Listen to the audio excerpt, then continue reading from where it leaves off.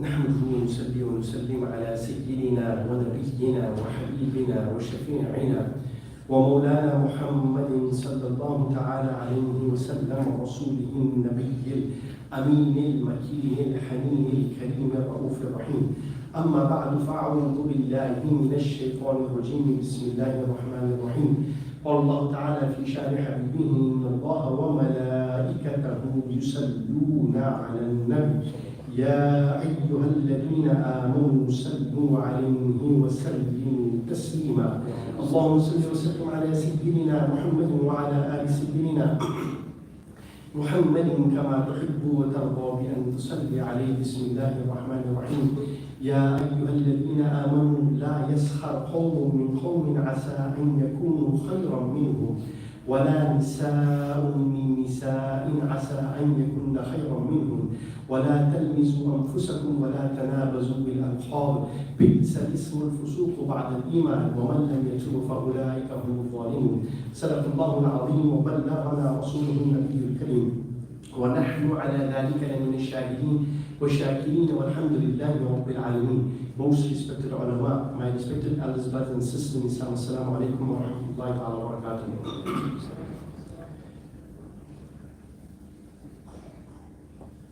What is a very simple litmus test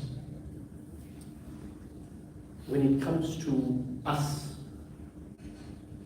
grading ourselves and giving ourselves a certain status and position?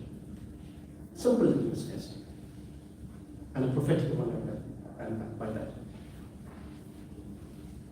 You are either the best of the best, or you are from amongst the worst of people.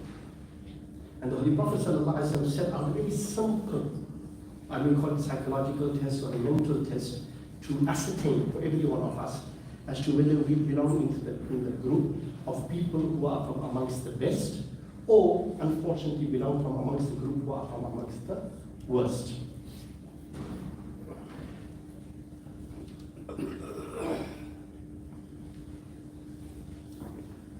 And the Holy Prophet sallallahu alayhi wa sallam in a hadith, which is a sahih hadith, the Holy Prophet sallallahu alayhi wa sallam met with the Sahaba Kiram and he posed the very same question to them, and he created this litmus test in terms of who you are and what your real rank is as a human, as a Muslim, and as a mu'min.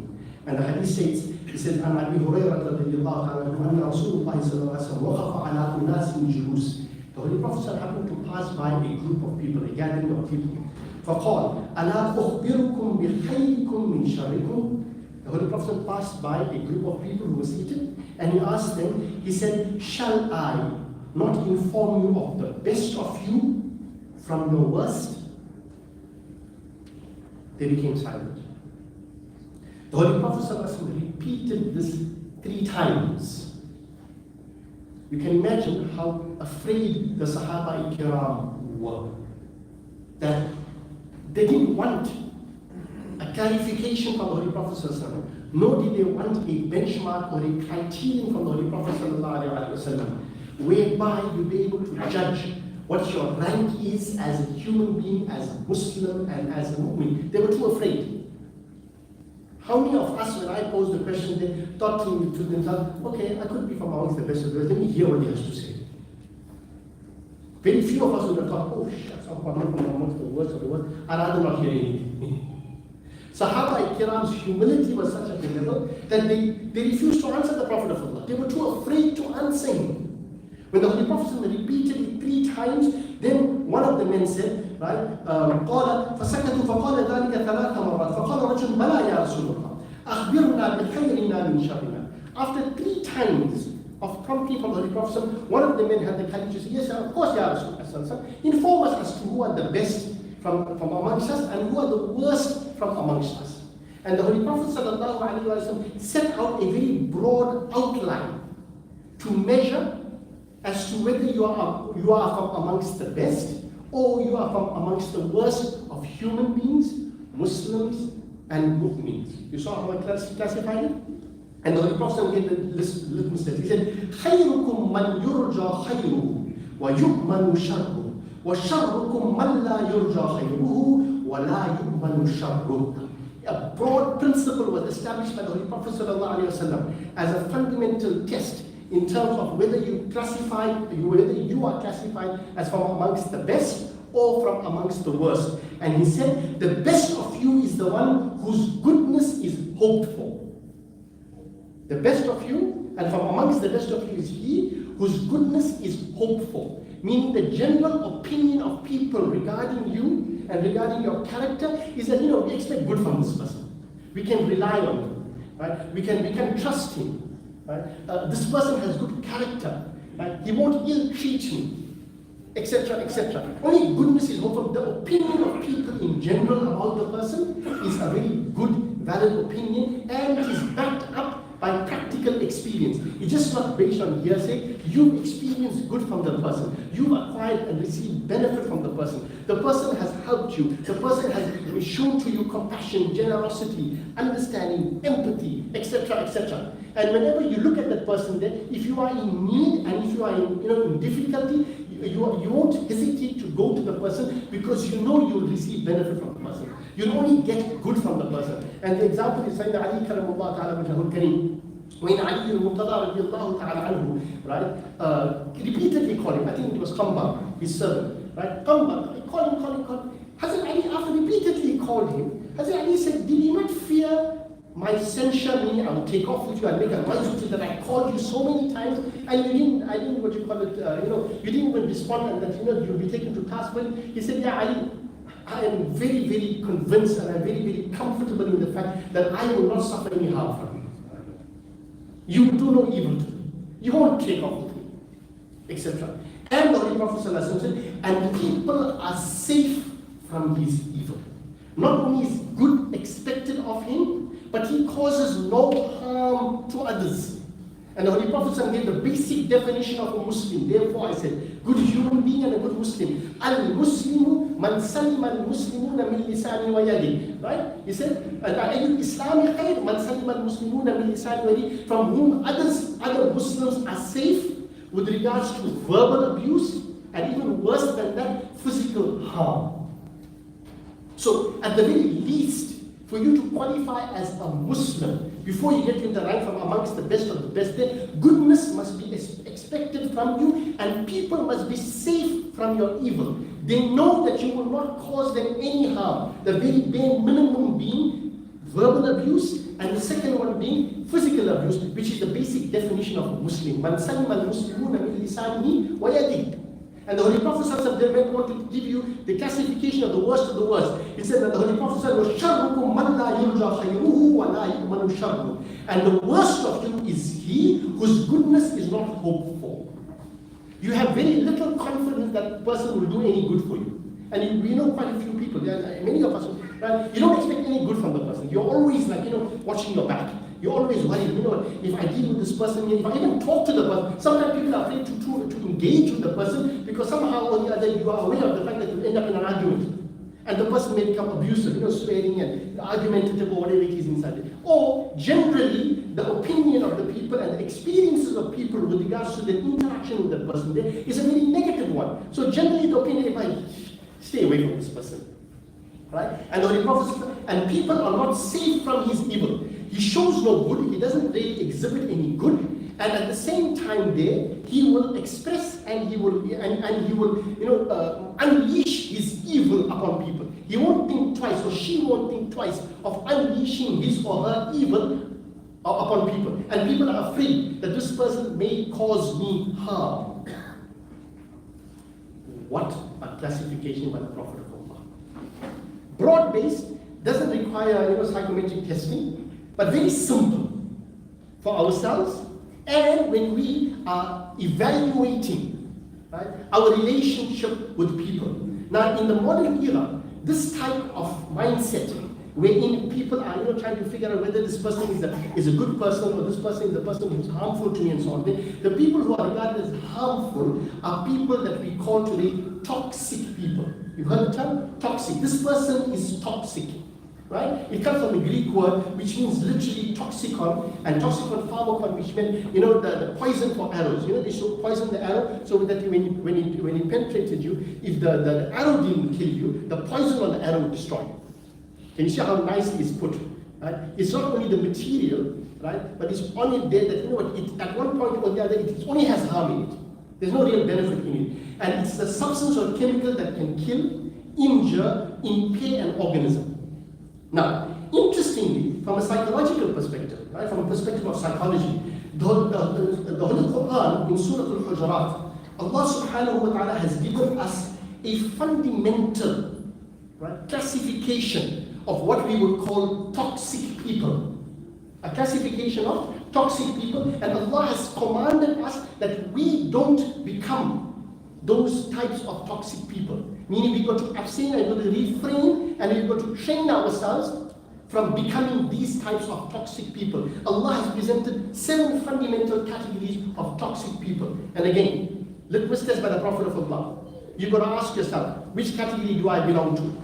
Okay? Allah subhanahu wa ta'ala said in Surah Al-Hujurat, Ya ayyuhalladhina amanu, la yaskhar qawmun min qawmin asa an yakunu khayran minhum, وَلَا نِسَاءٌ مِّن نِسَاءٍ عَسَىٰ أَن يَكُنَّ خَيْرًا مِّنْهُمْ. Allah subhanahu wa ta'ala said, it addresses the believers. O you who believe, no men should ever scoff at other men. Scoffing at other people means, treating them and regarding them, right, very, very flippantly, right, looking down upon them, right? Who are you? Who are you? Right? You're nothing. Looking down upon them, right? And having a poor opinion of the other person. And this is typically what is classified in psychology as a narcissist. You must have heard the term, the narcissist. And who's the narcissist? The narcissist is fundamentally in love with himself. He is in love with himself. And some of the qualities of a narcissist is that he's too preoccupied with himself. Right? They live in their own world of glitz and glamour and appearances there, right? And they feel that they have a prestigious position in society. No matter how low they may be, they feel they are the greatest things since sliced bread, and the world revolves around them. And they look down upon everybody as if, what do you know? Do you know who I am? Do you know who I am? Right? And if anybody tries to even present a perspective about them, it's like, they're too much in love with themselves. Right? And the Quran speaks about the first quality that the Holy Quran spoke about was people who are preoccupied with themselves, who are in love with themselves, in my humble opinion. In my humble opinion. Right? People out there who will preen, and say, can you see who I am? They'll surround themselves with people out there that may be in positions of power and prestige and status and so on, so that they may elevate their status amongst people. I can discuss narcissists, in one discussion on its own. But the Quran gives you the one classification, and it speaks about both men and women, meaning they make slightly different characteristics in terms of how men manifest their narcissism and how women manifest their narcissism. The methodologies may be different, but the outcomes are the same. وَلَا نِسَاءٌ مِّن نِسَاءٍ عَسَىٰ أَن يَكُنَّ خَيْرًا مِّنْهُمْ. Then Allah subhanahu wa ta'ala goes on to another category. Allah subhanahu wa ta'ala says, وَلَا تَلْمِزُوا أَنفُسَكُمْ وَلَا تَنَابَزُوا بِالْأَلْقَابِ بِئْسَ الْإِسْمُ الْفُسُوقُ بَعْدَ الْإِيمَانِ. Allah subhanahu wa ta'ala says, He says, and do not find fault with one another. A second category. An independent category, I'm calling it an independent category. People who have a tendency of finding faults with everybody and everything. And in terms of psychology, they are called the critics. And this is, base, at the base. You just find fault with each other, or with others. Right? And at its worst, right, this type of toxic personality goes from being a critic to what they would call a sociopath/psychopath.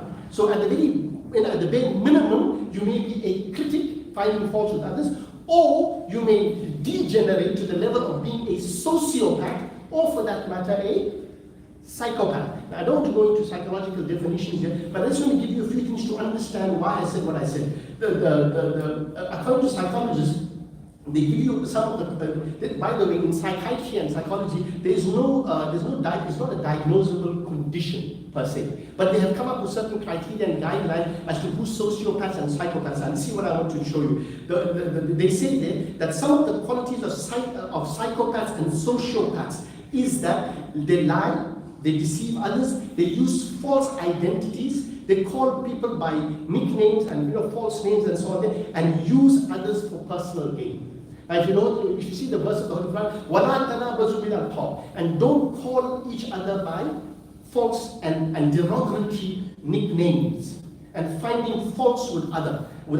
They don't respect social norms or laws and constantly break laws or overstep social boundaries. And these people can become aggressive in terms of their behavior and engaging in physically harming people. And they don't consider personal safety of others and so on. Right? These are some of the qualities of sociopaths. And why I said this in terms of sociopath and psychopath, Allah subhanahu wa ta'ala said, وَمَنْ لَمْ يَتُبْ فَأُولَٰئِكَ هُمُ الظَّالِمُونَ. And those people who don't repent from this type of mindset and this type of behavior, right?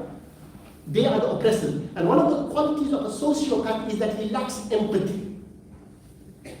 You won't understand another person's condition. He's only preoccupied with finding fault in another. If the narcissist is in love with himself, then the sociopath/psychopath is too busy, preoccupied hating others.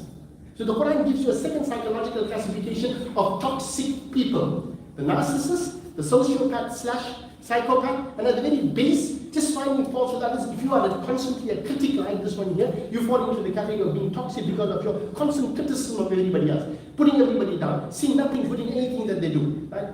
And so on and so on. Then the Holy Quran speaks about this, the third and fourth category. Allah subhanahu wa ta'ala said, يَا أَيُّهَا آمَنُوا اجْتَنِبُوا كَثِيرًا مِنَ الظَّنِّ. O you who believe, abstain from many of the suspicions. Here, Allah subhanahu wa ta'ala is talking about a category of a person with a mental disorder wherein they are chronic pessimists. Chronic pessimists who always are thinking the worst for themselves and about others and about themselves. Everybody is conspiring against them. This person has done jadoo to me. This person has done this to me. You know what? This person has ill intention towards me. Right? I'm very suspicious about this person's motives. They see no good in anybody. They see no good in any situation. Right? They see no good for themselves, nor do they wish good for others. They are chronic pessimists, or what some psychologists have referred to as emotional vampires. They will suck the energy out of you. Why? They are in a constant state of shock, suspicion, doubtful, anxiety.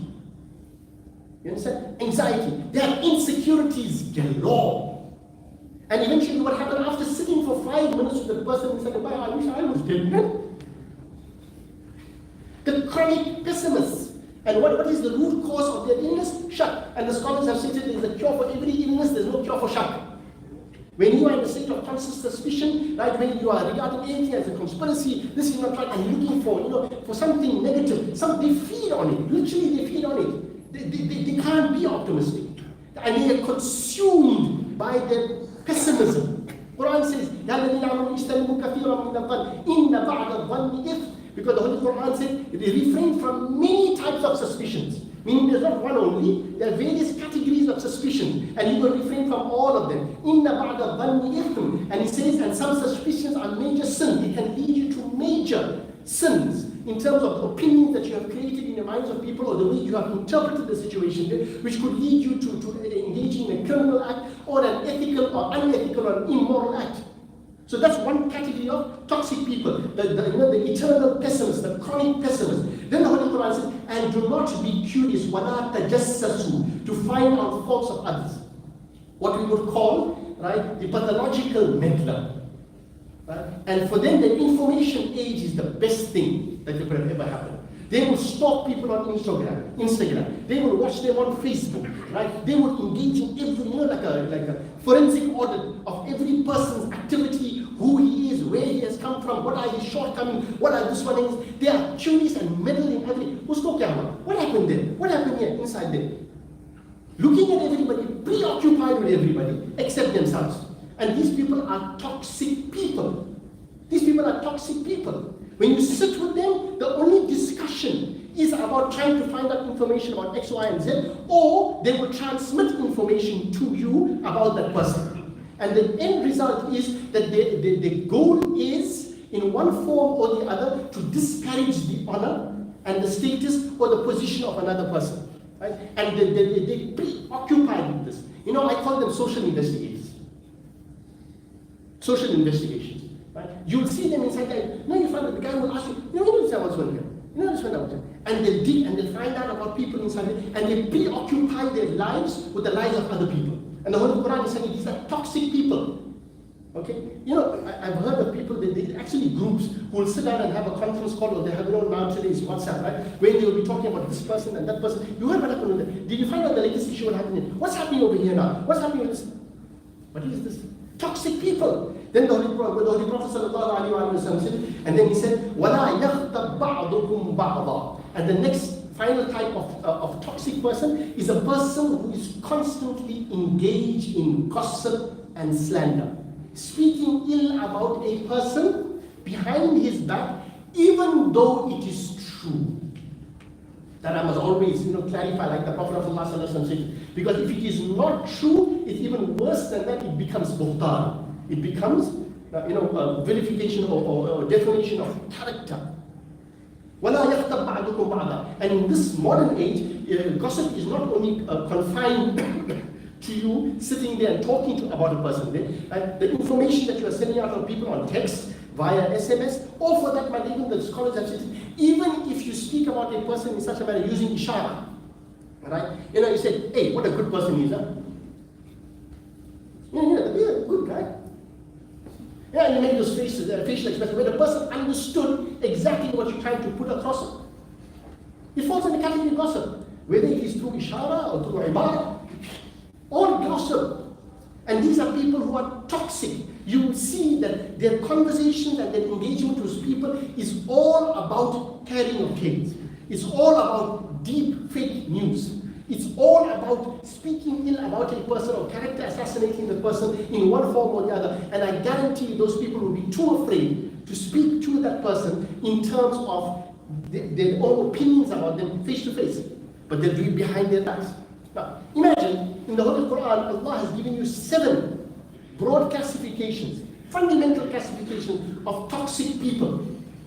And what has happened is that we believe that on one form or the other, we are immune. Some of us may not have these character traits as something that that is embedded in us. But you have many people who fall into these categories there, who have, in one form or the other, this type of mental disorder, wherein their lives are so toxic that it transmits and manifests on other people. And the moment you are sitting with them, or the moment you engage with them, right, you end up feeling toxic. Right? There was a survey done some years ago, and some people said that 84% of people, or 1 in 3, had met with a person who has a toxic personality in one form or the other. He either sucks out your mental energy, or your emotional energy, or your spiritual energy. Or the person is so preoccupied with himself that literally he sits on the throne there and he or she expects you to be at their beck and call. And they will look for people out there that are, that are people by nature who avoid confrontation, right? And try and draw them in so that they gain energy from that person now not being able to say no. Why? Because this person here will manipulate.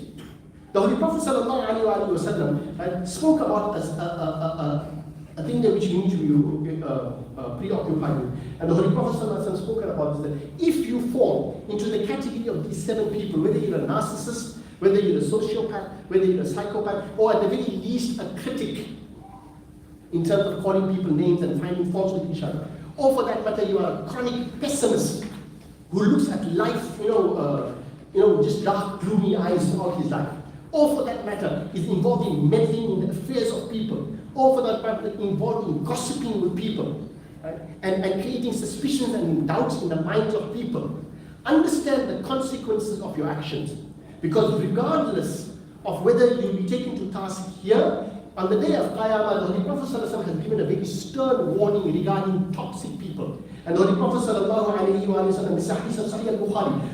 ﷺ, من كانت له مظلمة لأحد من عرضه أو شيء فليتحلله منه اليوم قبل أن لا يكون دينارا ولا درهم إن كان له عمل صالح أخذ منه بقدر مظلمته وإن لم تكن له حسنات أخذ من سيئات صاحبه فحمل عليه.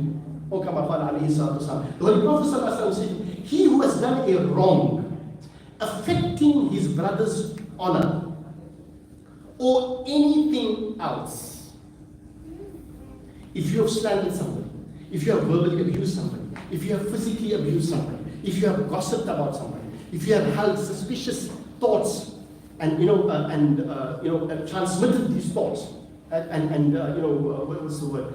Propagated these thoughts to others, right? If you have caused harm to people in one form or whatever it is, which cause honor, which cause some sort of taint to that person's dignity and to his honor, the Holy Prophet ﷺ said, let him ask his forgiveness today, before the day of resurrection, when he will neither have a dinar nor a dirham. You can't pay a fine on the day of Qiyamah.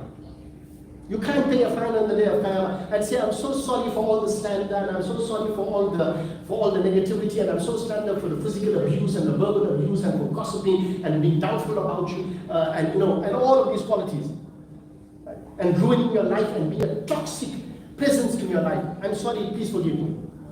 Right? And let me give you some compensation now. How much do you want in a settlement? The Holy Prophet said, it's not going to happen. How are you going to pay for it? How are you going to pay for your narcissism? How are you going to pay for the fact that you're a sociopath and a psychopath and a chronic pessimist? How are you going to pay for it? The Holy Prophet said, he said, if you have done somebody wrong, because you are in this classification of toxic personality, the Holy Prophet said, if you have done some good deeds, an equal portion to your wrongdoings will be subtracted from it. That's how you're going to pay. That's the currency on the day of Qiyamah. Your good deeds will be transferred into the account of the person that you have wronged, whether it was through verbal abuse, whether it was physical abuse, whether it was slander, whether it was suspicion, whatever it is. For any harm that was caused, the currency on the day of Qiyamah are not dinars and dirhams. The currency on the day of Qiyamah are your good deeds. However, the Holy Prophet said, if he has no good deeds, then that person will be burdened with the evil deeds of the one he had wronged in the same proportion. Allahu Akbar. All his deeds that you harm, that you wronged, will be placed into your account, and you will be burdened with those deeds as a settlement for what you have caused. Really, it's something scary. And the problem is that in the Muslim community itself, right, we have this issue, but very few people understand it, right, and regard it as a genuine mental disorder. And in one way or the other, the Holy Prophet stated, he said, help your Muslim brother, the oppressed and the oppressor. Given the gist of the hadith, the Prophet said, we understand how to help the oppressed brother, but how do you help the oppressor? He said, try and help that person to refrain from all of those harmful acts that he is engaging in, which not only harms him, but harms others as well. I'm giving the gist of the hadith, which is Sahih Bukhari and so on. And you don't do it. And one of the reasons is that we need to call them out. Call them out in the sense that, hold on a minute, sir. See, your behavior is not in keeping with Quran. It's not in keeping with Sunnah. Right? Accept that they have a problem and try to help them in one form or the other, whether it's through counseling sessions or whatever it is inside them. Or at the very least, try and social distance. We engage in so much of social distancing throughout this COVID period there, just to prevent ourselves from being infected by some type of malicious and harmful virus. But you have people out there who are toxic mentally, emotionally, and spiritually, who cause more harm to you on a mental and emotional and spiritual level than any type of physical illness, because that will go away after 2-3 weeks. But this one here can continue indefinitely. Right? And if you are aware of this, or if you think I am one of those people out there who has these traits in me, you need help. You need help. And you need to go for help. Go to professionals. Right? These are genuine mental disorders. And eventually it leads to spiritual disorders. And this is where we are lacking in the sense that the person may have all of it. He may be engaging in salah, saum, zakah, right? Because he may be a psychopath. He's functioning absolutely normally in society. He's integrating into society very well. Right? But the harm that he has caused on an emotional and a mental and a spiritual level there is, irreparable. And what happens? He's still there feeling, oh yes, I'm doing great, because they feel no pain. They feel no, they don't even think they've done wrong. They're performing the salah and so on. But the harm that they've caused, they would see the effect of it on the day of Qiyamah. Okay? That's toxic people. What about we who become toxic ourselves? And what about us who poison ourselves? There are toxic people out there, yes. We may be one of them, Allah saved by us. But there is also a state wherein we ourselves, right, become toxic. And we become toxic in such a sense that spiritually and morally and ethically we destroy ourselves. And what are the signs that you yourself are responsible for your own toxicity? And how do you detox from that? It's easy to blame on others, and that's what people do. No, I'm doing X, Y, and Z.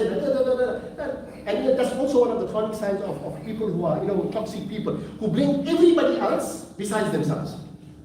So how do you ascertain whether you are creating your own personal toxicity, which is now becoming so poisonous to you that it is killing your heart, your qalb?